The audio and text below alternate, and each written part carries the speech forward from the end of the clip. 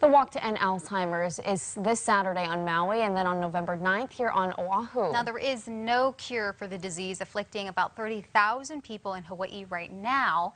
In tonight's Kupuna Life, Kathy Muneno shows us some of the research looking for a cure. 72-year-old Jill McCready of Kaneohe is the only person in Hawaii and just the 8th person in the world to receive a particular medicine that could potentially prevent the onset of the disease written in her genes, Alzheimer's. How does it feel being one of only 8? Well, I feel very privileged. As I said, I fit right into a particular criteria level that they had for this study, that I don't have any symptoms yet at all. But the levels in my blood show that, they're low enough, and, if they were too high, I wouldn't have been able to be in the study. Jill is a public health scientist and has relatives with Alzheimer's, so she answered the call for volunteers by Hawaii Pacific Neuroscience. Coin, railroad, child.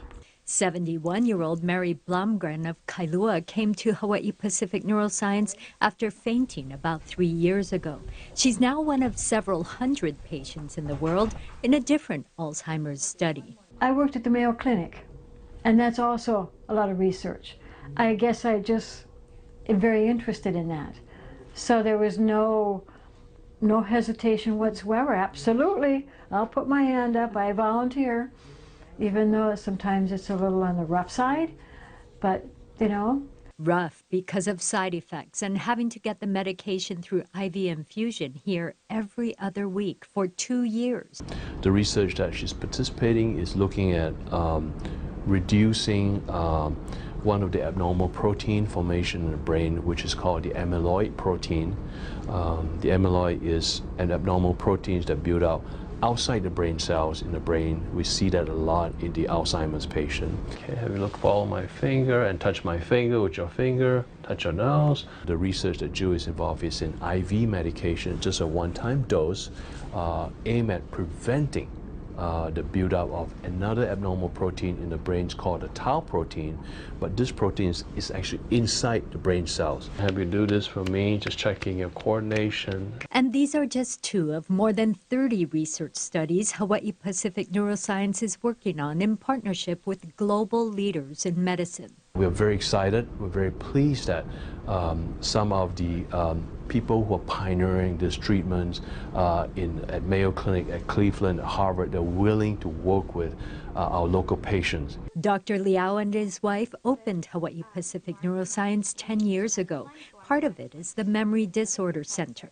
Dr. Liao says every 69 seconds someone in America develops Alzheimer's, and of those 65 and older, 1 in 8 are affected. His mom had Alzheimer's. He says the highest risk factors are age and genes. You can't do anything about your gene, but we also know that research have shown that the way that we live makes a huge difference in reducing our risk. Dr. Liao told us about exercise and diet and stress reduction through meditation, yoga, so forth. All of those things can help. All of which and more will be discussed at the first ever Brain Health and Wellness Symposium, October 25th, and next spring, put on by Hawaii Pacific Neuroscience and Adventist Health Castle. The research studies are ongoing. They're looking for people 65 or older with some, not severe, memory loss. For more information on both, go to hawaiineuroscience.com.